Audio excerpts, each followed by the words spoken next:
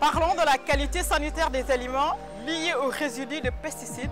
Madame Maguette Ndiaye, chargée de la réglementation et qualité à la Fondation CRS Locustox, nous fait savoir. C'est Madame Ndiaye Maguette, je suis le responsable qualité et réglementation de la Fondation CRS Locustox. La qualité sanitaire liée aux résidus de pesticides, c'est vraiment vaste, c'est grand, mais pour une toute petite introduction, on peut dire que lorsqu'il y a des traitements phytosanitaires qui sont effectués, selon des pratiques qui ne sont pas orthodoxes, donc en ne respectant pas les bonnes pratiques agricoles. Si les bonnes pratiques agricoles ne sont pas respectées, il y a des résidus de pesticides que l'on retrouve au niveau des productions agricoles, c'est-à-dire soit des légumes, soit des fruits. Donc, ce sont ces résidus, généralement, que l'on analyse et on les compare, les résultats obtenus, on les compare à des limites maximales de résidus, soit du Codex alimentaire russe, soit de l'Union européenne. C'est à partir de cette comparaison, on a déduit qu'il y a eu soit des dépassements au niveau des aliments, soit qu'il n'y a pas de dépassement.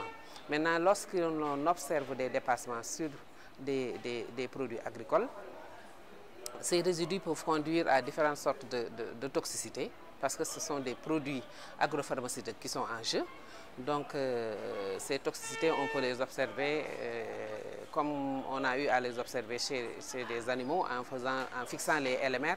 On observe la même chose, certains types de toxicité chez l'homme. Et la conséquence de ces toxicités, ce sont certaines manifestations qui sont observables. On a pu observer beaucoup de types de toxicité, notamment dans certaines populations en Inde.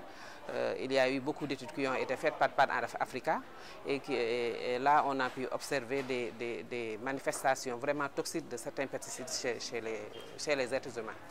Au Sénégal, ce qu'on observe souvent, ce sont des accidents liés aux pesticides.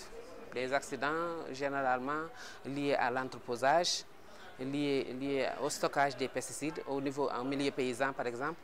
On observe souvent que les emballages qui sont utilisés à des fins alimentaires sont souvent utilisés pour reconditionner les pesticides. Donc il y a eu soit des problèmes de confusion avec des aliments, on observe des accidents chez les jeunes enfants, chez beaucoup de producteurs. Donc là, le centre antipoison vraiment a pu recenser beaucoup de types d'accidents relatifs aux pesticides, surtout à l'entreposage et au conditionnement des pesticides. Face à ce phénomène, l'État du Sénégal a pris un certain nombre de mesures. Il y a eu des organismes qui travaillent par rapport à cette problématique. Il y a le centre antipoison, il y a le département toxicologie de l'université Cheikh Anta Diop. Il y a également des laboratoires de recherche comme nous. Nous sommes les seuls au Sénégal et en Afrique de l'Ouest à travailler sur cette problématique de résidus de pesticides.